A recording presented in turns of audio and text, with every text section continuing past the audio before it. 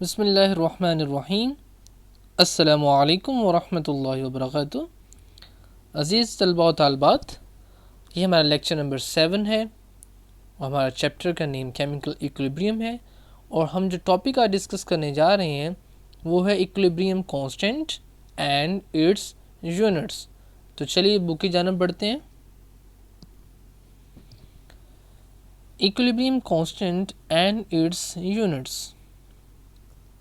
Equilibrium constant is a ratio of the product of concentration of product raised to the power of coefficient to the product of concentration of the reactants raised to the power of coefficient as expressed in the balanced chemical equation। तो ये जी definition है जो कि हम इसको पहले भी ज़रा डिस्कस कर चुके हैं।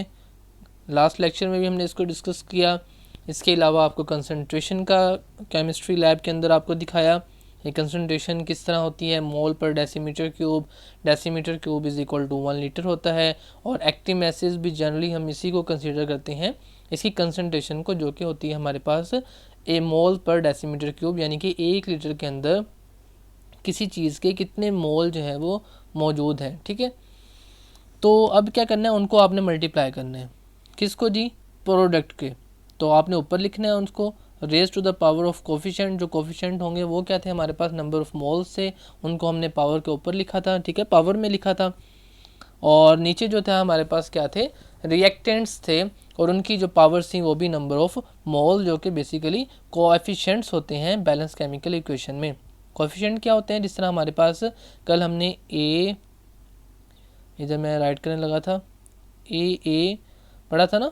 तो इसके अंदर ये जो ए था, ये तो था हमारे पास एलिमेंट था। ठीक है, एक, और ये जो था हमारे पास ये कोएफिशिएंट था। ये क्या होता था हमारे पास, नंबर ऑफ मोल के, इस चीज़ के कितने मोल मिल रहे हैं और दूसरी चीज़ के कितने मोल मिल रहे हैं। और अब मोल क्या है हमारे पास, अमाउंट ऑफ सब्सटेंस का यूनिट है।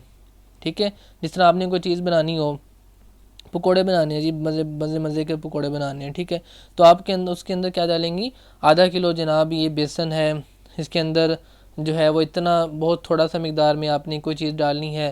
ठीक है, तो इस तरह उसमें आप मिक्स करेंगे किलो के हिसाब से। तो इसमें हम जो है वो मोल्स के हिसाब से देखते हैं कि इसके कितने मोल हैं, दूसरी चीज़ के कितने मोल हैं, और फिर हमारे पास प्रोडक्ट में कितने मोल बने, किस तरह से हुआ। ठीक है, और बैलेंस केमिकल इक्वेशन में क्या होता है, हमारे पास दोनों तरफ मोल्स की जो तादाद होती है वो बराबर रहती है, तभी बैलेंस होती है। इसके बारे में भी हमने लास्ट लेक्चर में आपको केमिस्ट्री लैब के अंदर मोल्स के हिसाब से इक्वेशन को बैलेंस करके दिखाया था।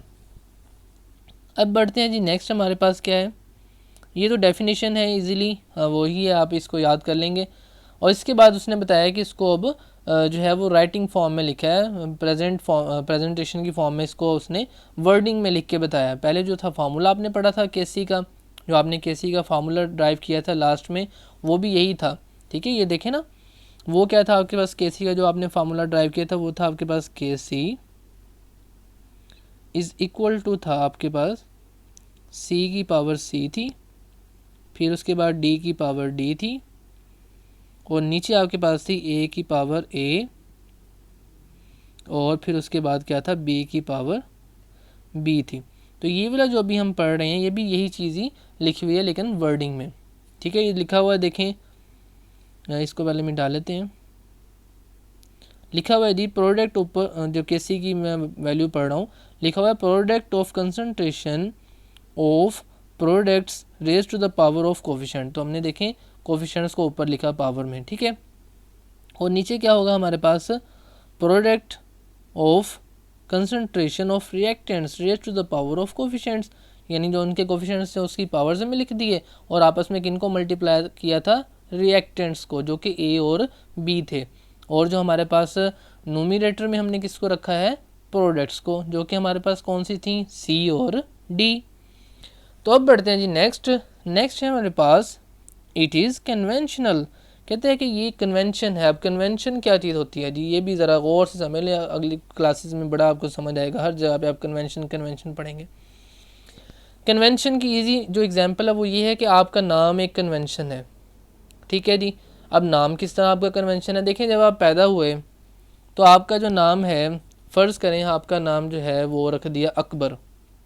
ठीक है जी, मोहम्मद अकबर रख दिया।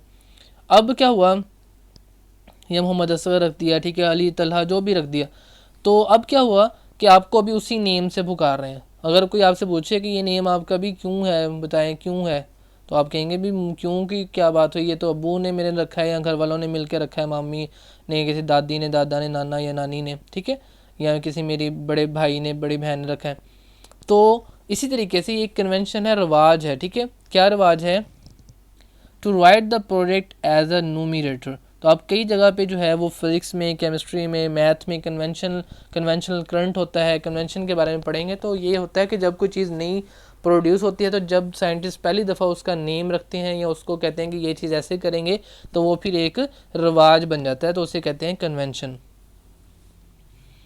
अच्छा, उसके बाद है जी, कहते हैं जी अभी ये रिवाज है, कन्वेंशन है कि आपने नोमिनेटर्स को ऊपर में लिखना है, नोमिनेटर को, ठीक है। नोमिनेटर कहते हैं जो बटे से ऊपर होता है, ठीक है, और डिनोमिनेटर कहते हैं जो बटे से नीचे होती है चीज़। और कहता है कि आपने प्रोडक्ट्स को नोमिनेटर में लिखना है और रिएक्टेंट्स जो हैं, जो हमारे पास से जो इक्वेशन के लेफ्ट हैंड साइड पे होते हैं रिएक्टेंट्स, उनको नीचे लिखना है, ठीक है जी। फिर आगे क्या कह रहा है जी कि by knowing the balance chemical equation for reversible reaction we can write the equilibrium. कहते हैं कि अगर हमें पता हो बैलेंस केमिकल इक्वेशन, हमें पता हो, लिखी हुई हो, ठीक है, रिवर्सिबल रिएक्शन की। अब रिवर्सिबल रिएक्शन क्या होता है, जिसमें 2 एरोज लगे होते हैं ना, हमने पहले डेफिनेशन यही पढ़ी थी इस चैप्टर की। तो ऐसा रिएक्शन रिवर्सिबल, और फिर उसमें क्या होता है, we can write the equilibrium expression. जब हमारे पास कब लिख सकेंगे इक्विलिब्रियम एक्सप्रेशन को, उसने शर्त बताई है। कौन सी शर्त है कि हमारे पास जो इक्वेशन है वो क्या होनी चाहिए आपके पास जी, बैलेंस केमिकल इक्वेशन होनी चाहिए, ठीक है, फिर आप लिख सकेंगे।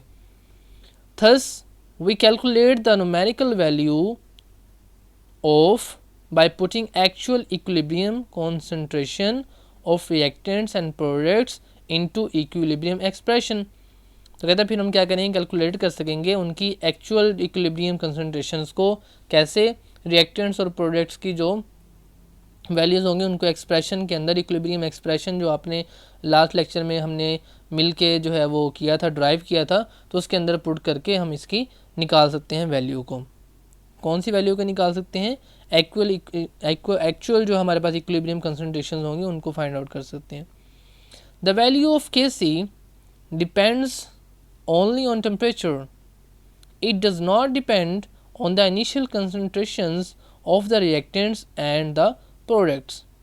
कहते हैं कि हमारे पास जो Kc की वैल्यू होती है ये सिर्फ टेम्परेचर के ऊपर डिपेंड करती है। टेम्परेचर बढ़ाएं तो Kc की जो है वैल्यू चेंज हो सकती है, ठीक है, और ये डिपेंड नहीं करती इनिशियल कंसंट्रेशन की, हमारे पास इनिशियल में रिएक्टेंट्स कितने थे इसके ऊपर इसका डिपेंडेंट नहीं है, और ना ही प्रोडक्ट की इनिशियल कंसंट्रेशन के ऊपर ये Kc की वैल्यू डिपेंड करती है।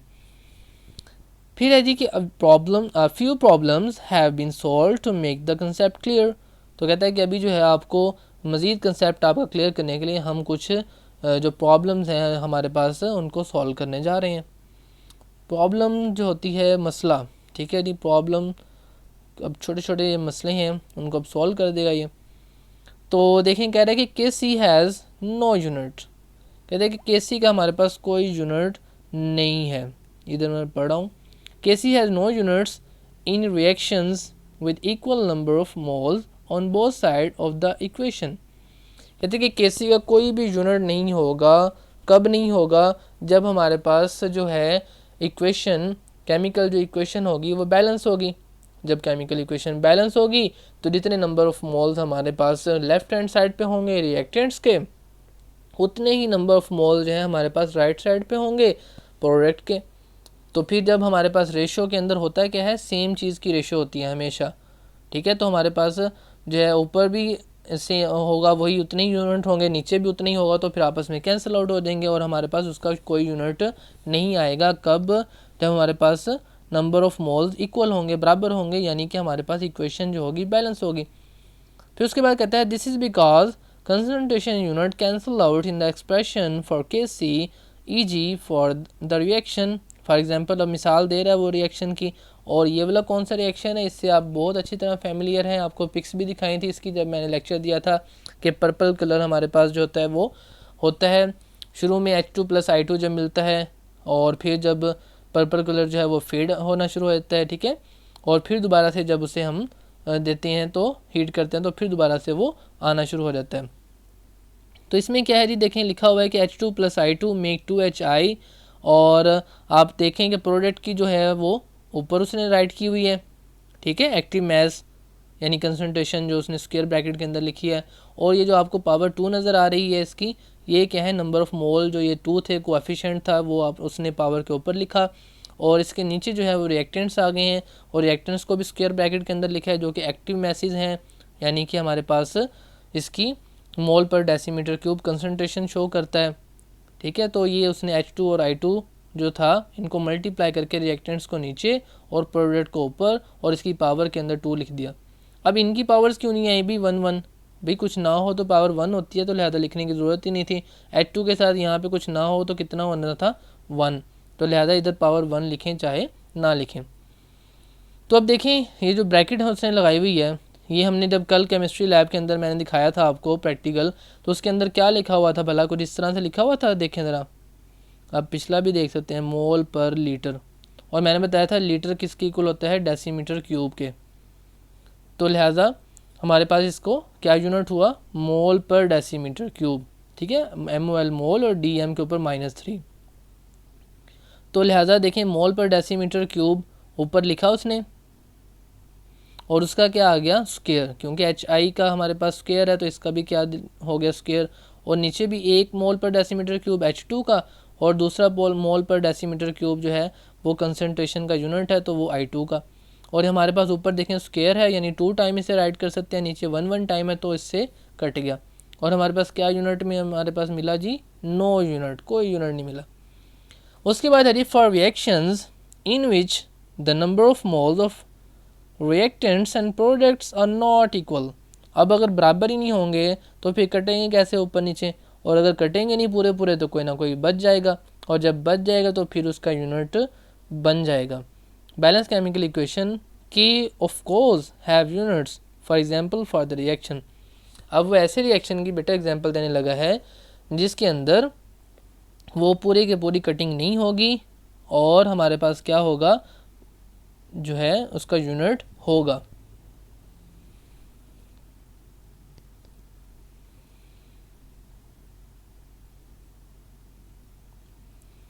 अब देखते हैं जी, अब हुआ क्या है बेसिकली, देखें यहाँ पे 1N2 था, और यहाँ पे क्या था 3H2, 1N2 1 मोल N2 के और 3H2 H2 के 3 मोल, तो 4 मोल से और बनाए कितने इसने, 2 मोल बनाई NH3, ठीक है, अमोनिया। तो अब जनाब NH3 की जो कोफिशिएंट था 2 वो ऊपर लिख दिया, N2 का कोफिशिएंट कोई नहीं था तो नहीं लिखा, और H2 का कोफिशिएंट देखें 3 था यहाँ पे तो उसने 3 यहाँ पे लिख दिया। तो हमारे पास क्या हुआ, मोल पर डेसीमीटर की वैल्यू यहाँ पे 2 थी तो 2 आ गई, यहाँ पे कुछ नहीं थी तो यहाँ वैसे रहा, और H2 की पावर 3 थी तो लिहाजा मोल पर डेसीमीटर क्यूब की पावर ये आपको 3 नज़र आ गई। और उसके बाद क्या हुआ, हमारे पास अब ऊपर टोटल 2 है और नीचे कितने हैं, 3 और 1 4 है। तो इस 3 में से जो है वो 2 जो है ऊपर वाले से कट गए और बाकी जो है वो 2 रह गए। समझ आ रही है कि देखें यहाँ पे ब्रैकेट के ऊपर यहाँ पे हो, थोड़ा सा इसको ना जूम कर लेते हैं, देखिए यहाँ पे कितने हैं 2, यहाँ पे कुछ ना हो तो 1, 3 ये वाले और 1 ये वाला, 3 और 1 कितने हो गए 4, ऊपर कितनी पावर्स है 2, तो 2/4, वैसे मैं समझा रहा हूँ, ठीक है, कटिंग के वाले से। तो 2 ऊपर थे, 2 ऊपर, नीचे 4 थे, तो लिहाजा कट के नीचे कितने रह गए 2, तो ये देखें ये पावर कितनी आ गई इसकी 2 आ गई, ठीक है। तो इस तरह से हमारे पास क्या यूनिट एंड में क्या बचा, और अब ये जो है हमारे पास जब हमारे पास डिनोमिनेटर से वापस ऊपर जाते हैं तो ये जो 2 पावर थी इसने यहाँ पे आना है, ठीक है, और 3 से मल्टीप्लाई होगी तो -6, और जब हमारे पास डिनोमिनेटर से नोमिनेटर में जाती हैं पावर्स तो वो उनके साइन चेंज होते हैं। ये वाली आप चीज़ जो है मैथ में चैप्टर नंबर 2 में भी डिस्कस करेंगे कि हमारे पास किस तरह से जब ऊपर नीचे जाती है तो वैल्यू पावर की चेंज होती है। तो हमारे पास फाइनल जो यूनिट बना वो ये बन गया बेटा मोल, ठीक है जी, पावर -2 है, और DM की पावर 6 है, डेसीमीटर की पावर 6, ठीक है जी। ये हमारे पास फाइनल यूनिट जो है वो बना है, किसका बना है, इसका N2 + 3H2 मेक्स 2NH3 का।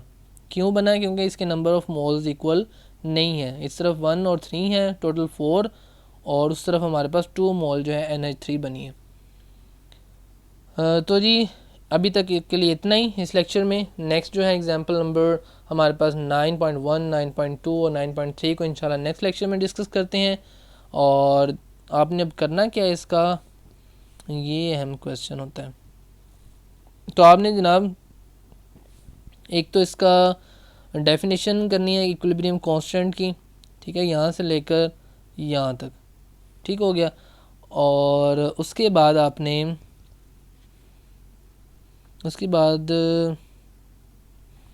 और आपने जो इसकी एग्जांपल 2 एग्जांपल्स करवाई हैं अभी, तो वो आपने राइट करनी है, ठीक है। एक में जिसमें नो यूनिट होता है, ठीक है, और एक में जिसमें यूनिट होता है। यानी एक जो है एग्जांपल नंबर 1 जो है एक एग्जांपल नंबर 1 ये करनी है, ठीक है, हो गया। और एक जो है एग्जांपल नंबर 2 जो है ये वाली, ये राइट करनी है, ठीक है। यानी यहाँ से लेकर,